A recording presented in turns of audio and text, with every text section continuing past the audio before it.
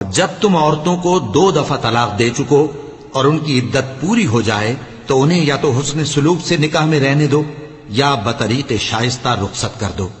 اور اس نیت سے ان کو نکاح میں نہ رہنے دینا چاہیے کہ انہیں تکلیف دو اور ان پر زیادتی کرو، اور جو ایسا کرے گا وہ اپنا ہی نقصان کرے گا۔ اور اللہ کے احکام کو ہنسی اور کھیل نہ بناؤ،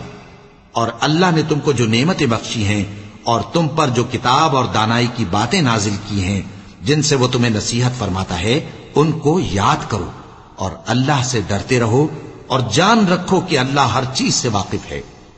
اور جب تم عورتوں کو طلاق دے چکو اور ان کی عدت پوری ہو جائے تو ان کو اپنے شوہروں کے ساتھ جب وہ آپس میں جائز طور پر راضی ہو جائیں نکاح کرنے سے مت روکو۔ اس حکم سے اس شخص کو نصیحت کی جاتی ہے جو تم میں اللہ اور روز آخر پر یقین رکھتا ہے۔ یہ تمہارے لیے نہایت خوب اور بہت پاکیزگی کی بات ہے، اور اللہ جانتا ہے اور تم نہیں جانتے۔